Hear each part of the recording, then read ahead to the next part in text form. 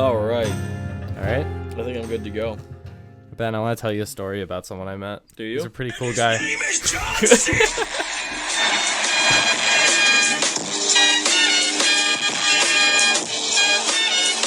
Wait for it. Okay, it's done. Well, I've said what I want to say. I think that's all we need to have. I think that's just about it. It is for me. I'm That's just gonna game sit. over. I'm gonna sit here silently for the rest of the podcast while you run the show. All right. Let me get a good yawn out to start off. Okay. Nom nom nom. Mm-hmm. All right.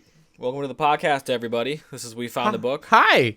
That's Austin. He's saying hi. Hi, guys. He's also on his phone right now. No. Yeah. That's a bold-faced lie. I think he's getting something ready. I don't know what it is. anything. I'm not gonna. I'm fine. He's fine. All right, he's fine. I'm fine. I'm okay. You're okay. Do you Yeah. remember that? I'm okay. You're okay. Do I? It's like a self-help book. No, I don't remember that. Who moved my cheese? No, I don't remember that. What one color either. is your parachute? Oh, I do kind of remember that. What color is it? Blue. What color is your parachute? Do we just choose one? Mine's blue. I don't know. I never read it. Yeah, I remember that being a thing out of it though. No, there's a book called What Color is Your Parachute? Oh, well Yeah. then I remember that book then. Blue. I mean, if we get to choose, mine's blue. It's a color and I like it. Yeah, exactly. So what show is this, Ben? This is We Found a Book, What are we- and as my associate just said, his name is Ben. Whose name Shit. is Ben? Whose name is Ben? Who is Ben? We actually have a special guest here with us today. He's someone Yeah. who's very special to me. near and dear to all of our hearts. And I want to introduce you to him. His name is John C. Woo! Because this joke isn't played out at all. No one's tired of this. I'm not. I'm not either, actually. That's for sure. Certainly not. This is We Found a Book for like the 5th time. My name is Ben. And... And And... And his name is John C.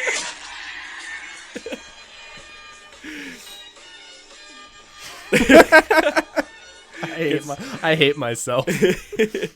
So I'm Ben, and this is I Hate Myself. Uh-huh. And we're here to read off a couple stories to you guys. Every month or so, we put one out. No rhyme or reason to our We're schedules. here this time. Yeah, we're to here this read- time. So to read one story. one to you story from the book. from the book that we found in Grandpa Jeremy's attic. Attic. Pause for dramatic effect. And go. So yeah, this month, not weekly thing, never gonna be a weekly thing. Don't get your hopes up, guys. This month we decided that since it's a very spooky special Halloween. This week kind on of the month- Twilight Zone, Yeah. we find out what happens when Ben introduces the podcast. Yeah. Words are stumbled. Yeah. Things are said. Yeah. They can't be unsaid. They can't. Tune in next week for Grandma Josie loses her life to the cat people. Just that's the sequel. That's the sequel to Jonesy and the Pussycats. Mm-hmm. Just becomes a crazy old cat lady. Mm-hmm. Okay. All right. This is the monthly advice podcast where we read your emails live on the show. Loud and proud. And our we read them and we do our best to give advice on said emails. And we actually have our first caller right now. Caller number 1, what do you have to say? And his name is John C. I think I'm done. Do you quit? I quit. I quit officially. You know. This is a storytelling podcast where we Yes. read once a month from the book, which is a mysterious book with mysterious things in it. And it's called the Encardidian. Hey guys, remember last month when there was a story that ended on a cliffhanger? Yeah. Because this month What are we doing, Austin? we're reading a different story. We are. We decided we hate you. we hate everybody, And we hate you ourselves. so much that we loved the story that we read, the finishing part of it, that we Mm-hmm. want to keep it from you for just a little bit longer. I know we're sadists, but we also thought it'd be a nice change of pace to have me read another story, and this time not. And I try lost to- the book. And he lost the book. I don't know where it is. But I have I have a couple of photocopies of the ones that I wanted to read off Yeah. because Ben has ripped like 80 ripped pages under his bed, and I'm not happy with him. But it just so happens I'm not happy with him. But when we picked up the first 7 or so pages, they're all in order in a story. It just so happened that a couple of those pages made a full story. So That's pretty nifty, you know right? What? Look at this. We could be happy about that. And with I was saving those pages for specific different purposes, not for reading. I can tell you that much right now. Yeah. But might as well get some use out of them before we, why before not? we get some more use. Some more use. I've been really trying, baby. Ladies and gentlemen, we got Marvin Gaye in the studio right Trying now. to hold back this feeling for so long. He's white now. And if you feel like I do, I guess he brought along Daddy. Louis Armstrong to sing part of it as well. And I think to myself, what a wonderful world. Oh, ladies and gentlemen, look at this. Randy Newman just stepped into the studio. That's Louis Armstrong, bro. No, but I was trying to get you to do it. Oh, what's a Randy Newman song? You got a friend in me. You got a friend in me. That's the one. You can't say what you always said when you're miles and miles from a nice warm bed. And his name is John Cena. I'm so sorry. Yeah, me too. Will you ever forgive us? Ugh. We lost about half of our fellowship just there. What were we talking about before I started singing? We were talking about the book, the lack of the book pages this that month. you have. Yeah, I have a couple of torn pages sitting in front of me that we're gonna read from. Now, what day is it today? It's a special day. It's Halloween. Halloween. Spooky, scary skeletons send shivers up your spine. And down your Hey, butt. last year on Halloween, we introduced the show in a special way, but we listened to your feedback and you said, I hated that. Yeah. It was awful and we didn't leave the proper trigger warnings on the I know that a lot of you have Sesame Street triggers, and we should have put that at the beginning of the episode. We didn't, and for that reason, no Sesame Street references this time. No Sesame Seed chicken anymore. We're not doing that. I do Chinese food. Yeah. I want some Chinese food. Do you? We can do that after this. How about like right now? Yeah. You can go get it. I'll just hang out here and read. Can you riff for like 30 minutes? What's a good Chinese place around here? China number one kitchen is where I usually go. Hold on. Repping some local Chinese food, guys. Just talk for a second. Well, yeah. Let me tell you what happened about this month. I'll start a recap. I'll just start a recap, Yeah, guys. do that. So I told Austin this already, but I almost died, and it was pretty crazy. So I was, as many people know, I am in college, and I study city planning and urban planning and all that kind of stuff. And one thing I try to do is... Can I have you? That was a Houston, Texas #1 chicken. What? I called the wrong one. It's number one kitchen, That's what not number one chicken. What? Sorry. What are you doing? I'm trying. I'm like halfway. getting into a nice story here. trying to get chicken. This is ridiculous. I'm sorry. All right, it's fine. Are you gonna order it? Like, get them deliver it? No, they're from Houston, Texas. No.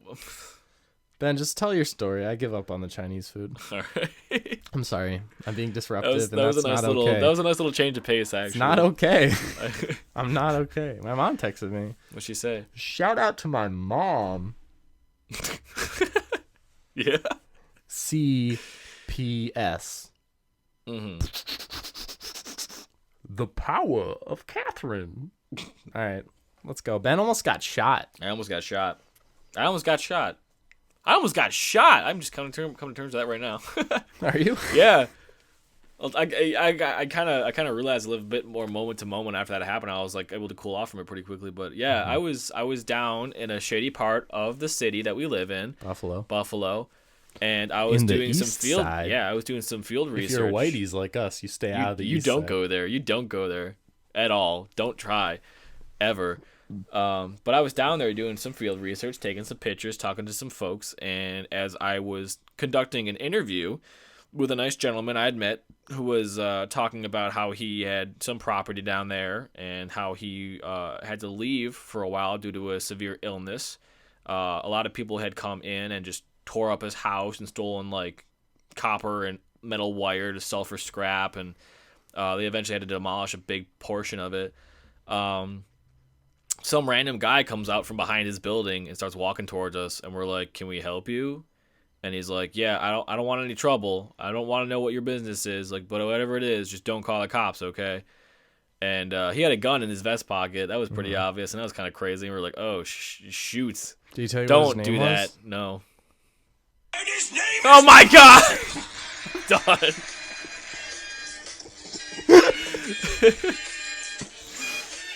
I'm sorry. Are you? Are you really though? No. I didn't think so. Anyways, so this guy is like mulling around in the background while we're talking to the other guy, like still trying to conduct my interview, and all of a sudden he pushes aside a bush and pulls out like an assault rifle, like a full blown AK-47, a silencer on it and everything. It was all matte black. It was like aftermarket kind of stuff. Like he wasn't supposed to have that. And he looks straight at and he looks straight at us, and he just puts it in his vest pocket and starts walking away. And the guy I'm talking to is like, I have a gun right now, but I'm not about to get into a firefight over this. I have a gun right now, but I strongly recommend I'm not going. Damn it, Pedro. Just ignore it. I Ignore can't. it. Why? Because You ignore it in your real life every day. I do, but it's noticeable. It's a bird. I hate stupid bird. I'm leaving all this in. All right, fine. Anyways, I'm talking to the guy, and he's like, "Yeah, I have a gun, but I'm not about to get into a firefight over this. I strongly recommend that you conduct your business, whatever you have to do, and get out of here as fast as possible. It's a dangerous neighborhood. People like you and I are not supposed to be here." Because he was like a white older man too, and he was just like, "Yeah, I'm getting my stuff. I'm gonna say hi to the neighbors, and I'm gonna go." And we're like, lesson learned. So we're about to head back to my car, which is down the street that we just walked down, and there's a guy standing there, and he's like he's shouting to this other guy who's in the house that the other guy came out of, like the guy who grabbed the gun and was talking to us. And like the guy that said I was with, I wasn't alone, I was with a couple other guys. We were like, okay, well, this is pretty sketchy and kind of scary, so we're just gonna kind of walk the other way and try to not, entice these people to do anything. So we walk down the street, get to the main street, and we start walking down one of the corners. We say we can just walk a couple blocks and put some space between us, and we'll walk back to the car then. And then I noticed the same guy who was in the street was in, like, as we were walking past the block, a different block, he was standing in the center of another street that we were passing. And I was like, what? So we Whoa. yeah. So we walk down another block, and he's there standing on a different street, looking at us. So I'm like, oh crap, this guy's hopping fences trying to follow us. And I realized he was tailing us to see what we were doing and what was going on. So, I try to play it cool. I don't tell the guys just because they're both white guys and they don't know what they're doing down there either. So we walk a couple blocks more, we get closer to a school, and that guy stops following us. So we walk up, get to our car, and just drive out. We go to a bar, just drink to forget it. I'm like, that guy was following us. Listen, kids. Listen. That's not the way you deal with your problems. I do. Ben's a bad role model. I'm a smart guy, but a bad role model. Exactly. So that was spooky scary, huh? That was my scary Halloween story. Hey guys, it's a lot of fun. Little skeletons are inside of all of us, right? But yeah. There's some real spooks out there. That sounded really racist. And that was a real spooky situation. That sounded really racist. I didn't mean to. Really poor topic. Spooks and haunts. Anyways, so just be smart when you're going into an area like that. Just make sure you're with a group of people that you trust, and you're going to be in a big group of people that no one's going to kind of. And when your professor asks you to do something like that, don't be afraid to question authority. Yeah, honestly, that. It's true. Ben, refresh my memory. Did anything in my life happen interesting? You're moving. I'm moving. I moved far away. I moved into a storage locker. Yeah. 15 by 5. Mm-hmm. Look me up. We can chill. Yeah. Netflix and chill in my storage locker. Yeah. And it's got a surprisingly strong connection. Mm-hmm. I'm going to Buff's. Yeah. I'm going to JetBlue. Yeah, he's got a big boy job. JetBlue land, and I will be attending flights soon thereafter. Mm-hmm. In somewhere. And where are you going to be? Don't you worry, folks. Where are you going to be for the next month? Orlando, Florida. Da, da, da, da. All expenses paid. No. He won. I He won won a guts. job. He won Family Feud 2000. He's got a 2-week stay, all expenses paid, in Orlando, Florida. 4 weeks. 4 weeks, all expenses I paid. got on a plane Yes. to New York City. Yes. And I did a little real life game show called a job interview. Yeah. And I won a trip to a job. Yeah. All expenses paid. They're actually paying you to go. They're paying. Isn't that crazy? Isn't that just the Dickens? It's something. So yeah, It's something, all I right. currently am homeless. And after this, we'll figure out where I live. It's not going to be in good old Buffalo anymore, which No. is sad. But you know what? It hasn't sunk in, and I'm not going to let it. Exactly. But fear not, folks. Folklorists alike. Disregard the crying. The show will continue. We will be in touch. We are always going to That's be right, Ben. working on this. That's right.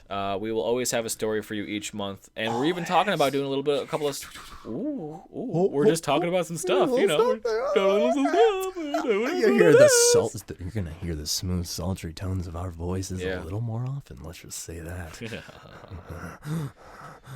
Yeah. Do you like this? Do you like it when I talk to you slow? Yeah. So anyways, yeah, that's, there's a lot of stuff going on. It's Halloween. We're all excited. We're going to be going to a couple places. We're going to be dressing up like some spooky, scary people and doing some spooky, scary things. And this is our Halloween special. Ta-da! You know what's special about it, folks? Yeah, Gosh darn nothing. nothing. So There's a couple things. We got some voice actors. Possibly. by We Charles. We have at least one. Oh, and hey, folks! After this episode comes out, look in there in the YouTube channel for Yeah. a little bonus content. Yeah. Bonus. There's going to be some stuff up there. It's pretty cool. There's actual video again. One thing. One thing. But it's got some pretty funny stuff in it. So Does it? yeah, I thought it was pretty fun. It's just like a little Little inside look. scenes taste. We pulled back the curtain for you guys. And for this you're one gonna stick your opportunity. tongue in for a little tasty taste.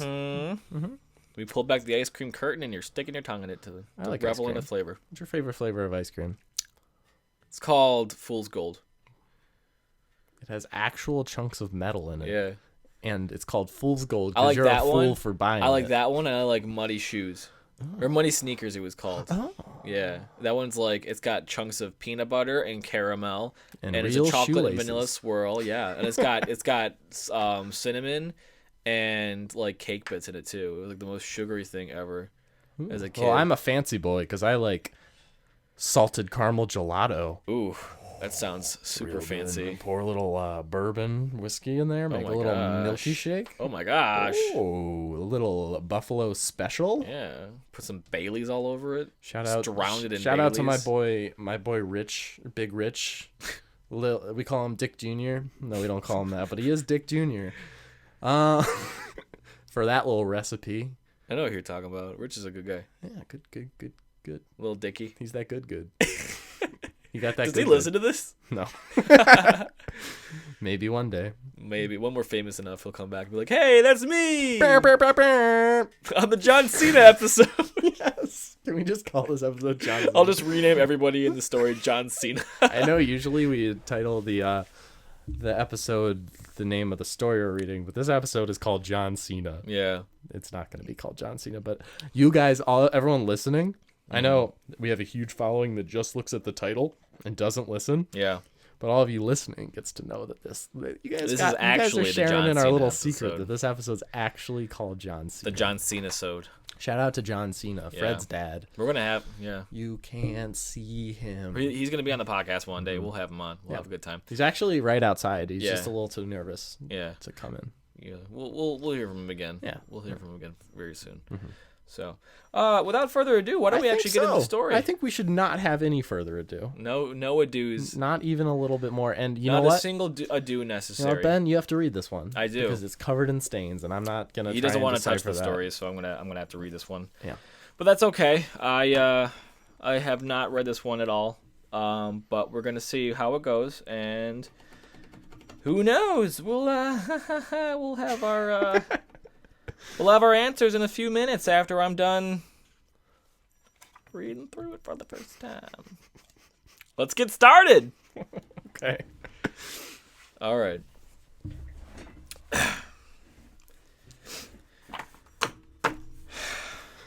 I'm actually like I need to prep for Tonight. This. Tonight is Saturday, October 31st, and this is the news. I don't want to be that guy, but I kind of want to grab a water real quick so I have something to. Go for it, boy. Okay, I'll be right back, guys. You ready? Yeah, I'm ready. Without further ado. Yeah, this story is called "The Witness of Gohoroth." Many moons ago, deep within the silent wood of the white stallion pine, a restless spirit began to stir in agony. A creature once said to be man, burdened by the fear of death and the anger of loss, roams a barren forest alone, wandering towards an unattainable respite. The end of this beast follows slowly behind him, whispering in his ear the demise he dreads so. A monster with unfinished business in this world, he refuses to lay down his arms, to rest his feet, to end what has ended ages ago, until he gains answers to the questions he has long since forgotten. Never to find peace, the dead wanderer forever wanders, dead ahead. That's just an old story, Bara, said Pete, dragging along a cargo sled as he followed his guardian amongst the bright trees. Maybe so, Petey, his uncle replied, half looking back in his nephew's direction. But even the most far-fetched tales we tell begin as true events. The man leading the way laughed and turned his head back ahead to watch where he was going. Pete's gaze turned downwards towards the snowy ground in unease. He was aware that there was no truth to the legend of the forest, but the story had scared him so awfully as a child that he couldn't shake the feeling of tenseness whenever he was tasked with traversing the woods, even to this day. Let's just get this over with, please, Pete said exhaustedly. What? Are you too cool to spend some time with your tired old Uncle Barry? Bara shouted behind himself sarcastically. It's not that, Pete started, feeling guilty about his last statement. His thoughts trailed off as he began to think of excuses, and then of places he'd much rather be at this moment. Well, whatever, Bara barked back. The farm is just up ahead. If you're so eager to get back, I'll let you take care of the chopping of the wood and dragging it back home, too. What?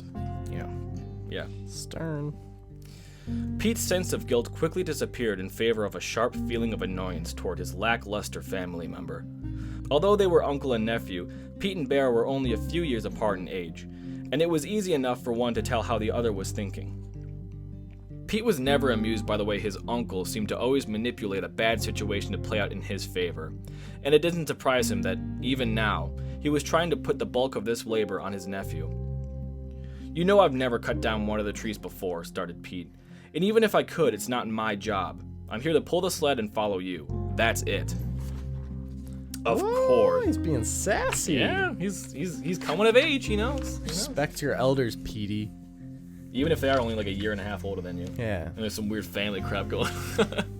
I'm not going to get into that, though. That's not part of the story. Nope. Boom. What you going to do, audience? I'm not going to poke our noses in where they don't belong. Exactly. You'll find out in time that this story isn't about the people I'm talking about right now, even though they're in the story. Let's continue. Of course, Bara responded, turning slowly towards his nephew. And I'm here to make sure little Petey doesn't get lost and perish at the hands of the savage of the stallion pine. He laughed maliciously, staring Pete dead on. Let's just get to the farm already, Pete muttered, rolling his eyes. The two scrawny boys continued their journey deeper into the forest, towards the plot of land owned by their family, where it was safe to gather wood and free to hunt. Each step they took left perfect, oversized circular imprints in the snow from their wide snowshoes, making two paths behind them that faded into the curtain of snow which fell about them. There were few trees left to harvest around the area they possessed, and even fewer animals to hunt.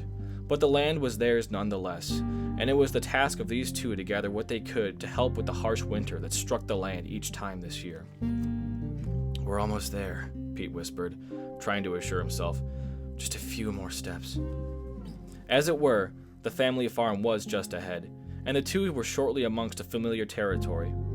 Around them was what little foliage was left to gather, and a small, tattered shack to rest within for the night on the edge of their land. Certainly this was far from where Pete would rather be, but the sight was assuring all the same. Bara readied his axe for cutting, and the two got to collecting what they could while the sunlight was still available, making sure not to overstep the boundaries of their property. As the two continued to retrieve wood, Pete began to notice an empty path along the line of trees.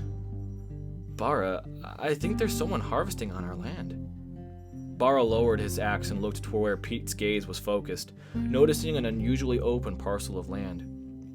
In the distance, the hasty sounds of chopping could be heard, directly amongst the path of missing trees. Thunk, crack, poof. Thunk, crack, poof.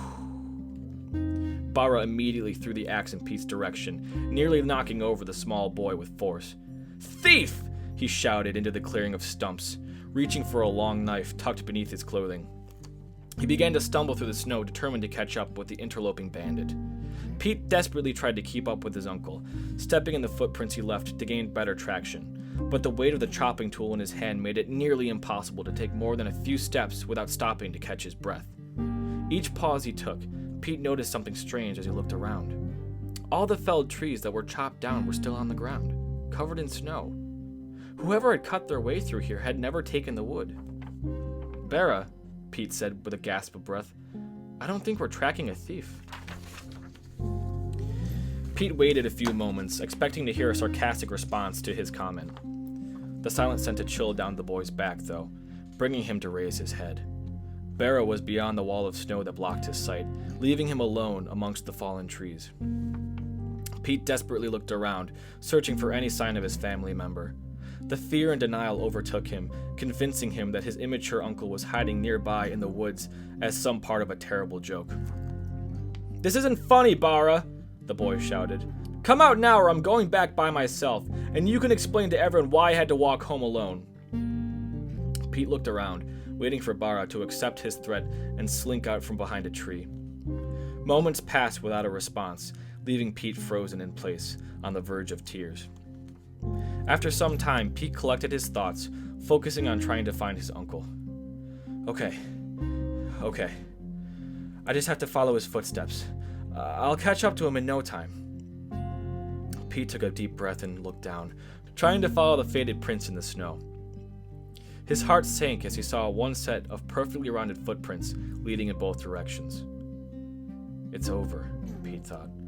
I'll die out here alone, covered by the snow amongst the graveyard of trees. Just as all hope was beside him, a faint crack echoed from beyond the distance in one direction. His head shot up, facing the direction of the noise. The boy remembered the threat of an intruder on his land for only a moment, as the idea of having even a slight chance of finding the only family of his in this place clouded his mind with hope. With several deep breaths, Pete gathered his thoughts and looked to the distance. He clenched his axe in his hands tightly and brought it close to his chest, taking his first steps forward. What seemed like hours had passed as he made his way through the forest clearing, following the circular prints in the snow. Whatever confidence had bolstered Pete to press on through this white passage of wood had begun to fleet as hunger and fatigue set in. Exhaustion drew him once again to the brink of defeat, leaving him with thoughts of surrender to the beasts of the winter wilds as he would let himself fall into the final slumber. He collapsed to his knees, letting his face hit the ground matted with white powder. Pete sat frozen, dazed in the face of his own death, mesmerized by the silence of the forest. He recalled his motives. A simple noise was all that gave him faith in now what seemed like a world of lost hope. Just one more sound, he whispered to no one. Just one more light to follow. His eyes began to shut as he solemnly embraced the silence that he so feared. Crack. Pete's eyes shot open. Crack. He could still hear it. He sat still, waiting for the noise to come once more. Crack. He grabbed the axe buried in the snow and brought himself to his feet, using every last scrap of energy and adrenaline he had to press on. Crack. The noise was getting louder. Bara was dead ahead, snapping branches to lead his little nephew on, to give him a direction to run. Crack. Pete could see him. A shadow, a glimpse of a person dead ahead, permeating the cloud of snow. Crack. Bigger and bigger, the shadow of the figure grew as Pete ran, crying and breathing heavy to meet it. Crack! Eyes blinded with tears, he flew headfirst into Bera, using every ounce of force he had in him to tackle his uncle to the ground. It's not him. It's not him. It's not I don't him. think it's him. It's not him. I really know.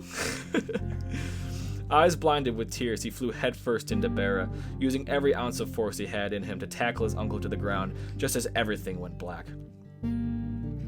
Pete began to regain consciousness as he lay on his back, resting in the cold snow on the ground. Bera! He shouted, bringing himself upright to face his uncle. Immediately, and upon first sight, he recognized that whatever it was that stood before him was not his Uncle Bera. Certainly not at all. A hulking mass of muscle and flesh towered above him, casting a shadow almost as tall as any of the trees that encompassed them. Built with equal girth to match his towering visage, the creature was cloaked with shredded animal skins tied together in ragged fashion, with bits of meat and raw hide still attached. It stood idle, staring down the trees that blocked whatever path it was on. In one hand was a broken axe handle. Is that Bar's axe handle? No. Oh gosh. There was a piece of blank paper in the middle of that for whatever reason. I don't know. Let me try that again. Jeez, author. Right? Douche. The crappiest guy ever. Douche.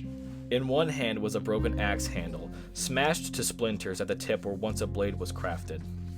In the other, a fistful of wood chips and frozen blood were clenched tightly, shaking with force. Just as Pete noticed the monster's injured grasp, it raised its arm and wrapped its bloody fist around a tree in front of him. With a grunt and a swift clench, the beast's grasp on the tree tightened with terrifying strength, smashing the wood as more force was applied until a swift crack made certain the timber was no more. The Goliath threw the remains to the ground and nudged slightly forward. Pete began to shake and cry in fear at the sight of this awful giant that stood before him. He held his mouth shut, covering whatever whimpers would escape, hoping that it hadn't noticed him yet, and that he could still get away. Just as he began to slowly shift to his feet, he collapsed, too exhausted to continue. Pete simply couldn't go on. Even if he wanted to escape, he wouldn't get far in his condition. He looked back in the direction of the thing that stood adjacent to him, and noticed once again the chunks of raw meat that hung from his rags. Cold and uncooked without even salt to mask the flavor of blood, Pete had never looked upon such a ferocious meal with such envy. Gohoroth. The creature muttered under his breath. Pete's eyes widened, drawing his gaze away from the meat and towards the being's face. You talk? The monster remained unmoved, but once again spoke. Gohoroth. It said once more as it reached for another tree, snapping it in two. Pete stared for a moment, considering the situation. Whoever this was, whatever this was, it clearly wasn't interested in taking his life, and it wasn't trying to steal from him either. It was moving forward, and that's all it seemed to care about. Pete staggered up, using his axe as a support. If he could talk with the beast, maybe he could part with some of its meat, just enough to see him in the other direction, back towards home. I'm dead if I don't anyway, he muttered to himself as he began to hobble towards the hulking man, using the axe nearly his size as a crutch. Pete carefully approached the figure from the side as not to startle him, trying to gain his attention. Sir. The creature remained unmoved.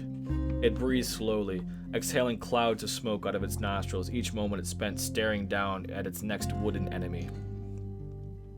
I'm sorry, I'm so hungry, and I see you have food. If you wouldn't mind...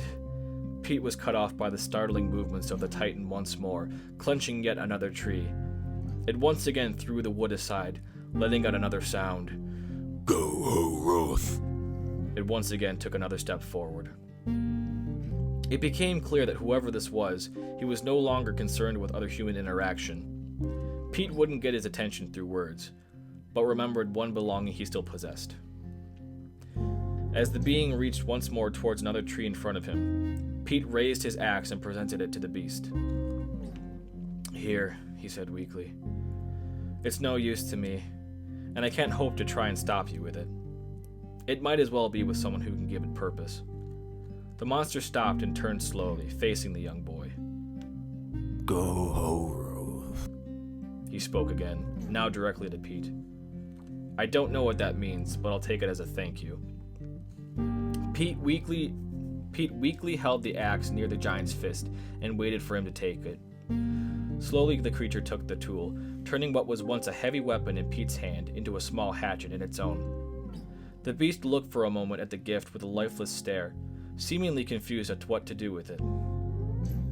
Pete started to question his decision when suddenly the Colossus raised the weapon above its head and quickly swung in a full body motion, leaving the boy clutching his head, fearing for his own life. He raised his gaze just in time to see several trees fall in the snow with a muffled thump. The creature raised from his striking stance and drew in a breath so mighty the forcible winds knocked Pete over. He felt a large hand grab him by the shoulder and hoist him to his feet, placing him within mere inches of the creature. The thing stood, staring down at the boy with tired eyes and a chap-lipped, slack-jawed expression hidden behind a frozen beard big enough for Pete to hide in. The oversized man's attention towards the small child was not one of malice, but that of awe, like of a child just having received a gift from his parents. Gohoroth. The giant spoke once again. You're welcome, Pete said with a weak smile. Fate in the distance, Pete had heard a voice, a familiar sound calling to him. With a tired eye, he shifted his glance away from the towering creature and in the direction from which the noise emanated. Trudging towards them was Bara, yelling at Pete through the fog of snow. Pete looked with shock, beginning to laugh and cheer at the sight of his uncle pacing towards him. He waved and shouted towards Bara, ushering him closer with each toss of his arms. Pete shot back around to celebrate with the colossal figure he had just so recently met, only to see an open trail where the monster once stood. Far into the woods, a path of stumps and fallen trees riddled the ground with no end or being responsible in sight. Before Pete could even fathom the idea of it all being a dream, he noticed a hunk of animal flesh on the ground, cradled with a swath of fur to protect it from the snow. Pete picked up the massive cutlet of raw meat, smiled, and tore a chunk of it off with his mouth. He turned and stared towards Bara, holding his new prize tight against his chest. There you are, Petey! Shouted Bara, hugging his misplaced nephew. I've been looking everywhere for you.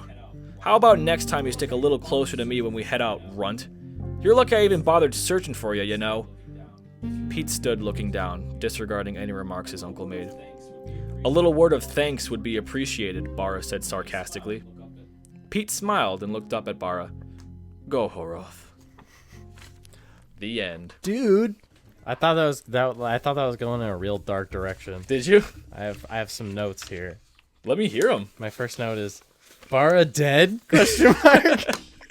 And that was like when I don't know when that was. You don't know when that was? I don't know when I wrote that, but then I wrote like when the snapping noise. I was like, that's not Bara. I know it. Yeah. And I wrote cracking is snapping Bara's bones. Oh my goodness. I thought that's what was happening for a real I like that idea a lot. I thought that's what was happening for a real long time. Yeah. That could have been gruesome. But Gohoroth was a bro. Yeah. A real bro. Gohoroth, you know, I feel he's like one of those creatures that you never really know what his purpose is within the story that we're telling, but you know he's not really interested in hurting anything. Well, I know that now. Right. That was suspenseful. Yeah. I cared about Bara. I thought he was dead, like, for most of that. Mm-hmm. I was just it wrapped itself up, too. I was going to be like, oh, man, this is going to end On a cliffhanger, you with think? just Bara still being gone, or we don't know where he is. Yeah. Oh, man. And when Gohoroth's hands were bloody, I was like, he was snapping his bones, man. He was snapping the bones. It was snapping some bones. He was. Yeah, man, you never know. In my mind, he was snapping Bara's bones. Yeah. I got the idea that he had a broken axe in his hand, so he kind of just like he was like cutting his way snapping through the trees, right? With yeah, his hands. and then because his axe broke, he was like, I got to keep going, so he was just like And it's like, Crazy. get rid of that crap. Some sort of strongsman. Yeah, like a human Hulk, A human strongsman. like of a human, sorts. like a human, the Thing from Fantastic Four, but he doesn't have a cool catchphrase except for his own name. It's thing in time. Who could ever love such a creature? Gohoroth. Gohoroth. Gareth. Gareth. I like to think that in an earlier lifetime his name was Gareth. And he got so strong Who knows? that the muscles in his mouth made him unable To say to his own say name. Gareth anymore. Such a weak name. Yeah. But dude, that was good. You're right. It's good shiz. I think that was a pretty I cool story. I got chills a few times. So did I. First I never time actually was when like he ran into the figure. I was like, dude, that's not. No, it's not. I know it's not Barra. Why would Barra be snapping twigs? That's Yeah. stupid. You stupid. stupid boy. Who does that? A tired, exhausted, near-death child. I guess so. Probably. I don't know what I would do. I would act a fool. I'd act a fool I too. would act a fool. No moral? The moral of this story Does is it have a moral? They don't all have morals. The Winter Wilds one didn't. I'm gonna write one down. Yeah, Ben's right. Ben's defacing the book. I'm doing something for the first time. I don't think we've ever done this before. I'm adding to a collection that was from the book. I'm writing a new note, even though these notes don't go anywhere. Nope. I'm writing Ben defaces a book.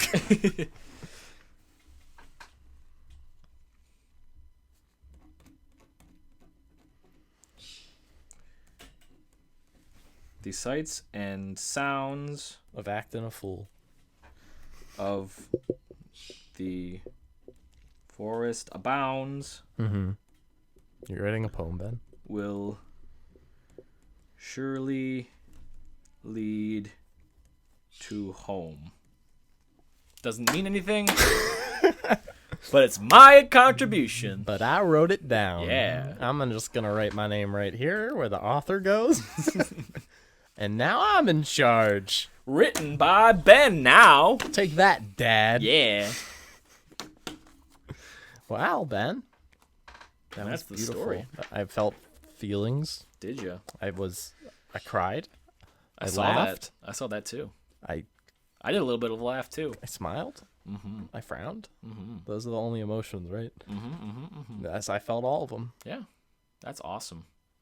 Let's wrap it Let's up. wrap this mother pupper up. Yeah. So this has been We Found a Book, super special Halloween episode with voice acting from a few of our friends and family members. John Cena. John Cena was definitely part of this. We had Randy Newman and Louis Armstrong and some other old singer or something like that. I don't even remember. And also we should probably address this. We should have done this at the beginning of the episode. I guess I said at one point that Steven Spielberg directed Lord of the Rings. That's not true. I meant it was Peter Jackson. It was totally him. That's what you said. You just Yeah. stuttered. Well, the thing was, I'm pretty sure you were saying. Pretty I sure was you about were to trying say to it. say I was- Peter I Jackson. totally was. But the stuttering that you did yeah, made it sound like you said it's Steven Spielberg. Steel curves. Yeah, it's right there. You Guys, can that's hear, what he actually said. He said Steven Steel curves. Yeah. That's not even a real person. right, like the relationship, like the comparison. Is The right idea, there. the Yeah, sheer idea of that right is balderdash, lunacy. crazy. See, even my bird thinks Chirp, so. chirp, chirp.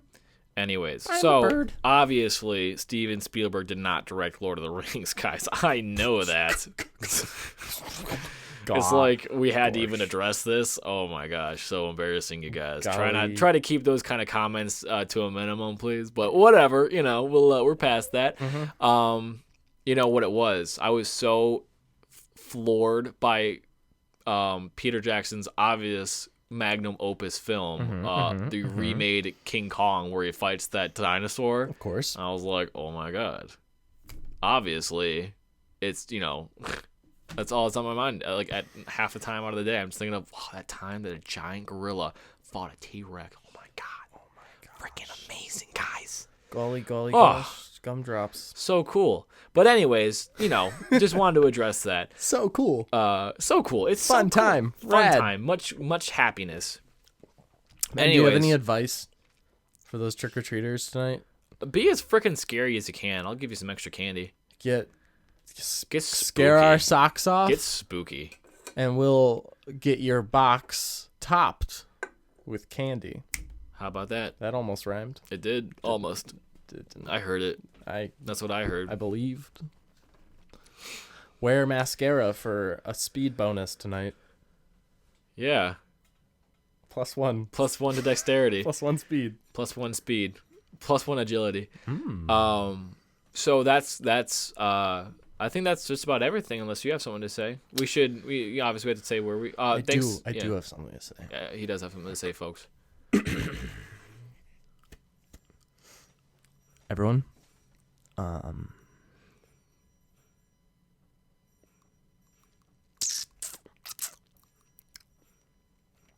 Purple Ninja Turtle is the best Ninja Turtle. And He's wrong. He's totally wrong. Anyone who disagrees, everyone knows that is a Raphael's the moron. coolest and Michelangelo's the funniest. Moron. Duh. How do you Moron. think that Donatello's the coolest one? Which is the coolest? He's the nerdiest one. No. If I see one kid as the purple Ninja Turtle without the 3 other ones there, and he was picked last. Purple out of is a the thing color straw, of royalty. Purple is the Ben. color of Do you know how much money it stupid. costs to dye something purple? like $1 million. $7. Well, we can agree on one thing. It It costs dollars. does. See, people, that's how you reach an agreement. So let's wrap this one up, Austin. How about it? Tell us where we can find all our stuff. Well, Jimmy Jam Hopscotch, Ben, I sure will.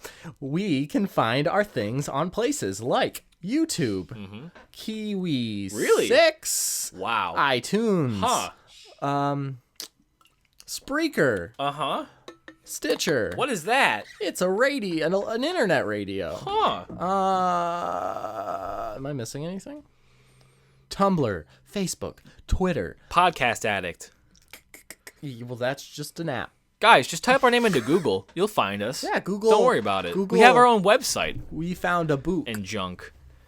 with long O. Yeah, 2 O's. Exactly. Hey, how about we list some of our contributors? Okay. We have- Our contributors this month is Waco Fest. Wacko Fest. Yes. Waco Tragedy. Wacko Fest. www.wackofest.com. And they provided us with this beautiful intro, outro, and backtracking that you heard in this episode. And you know what?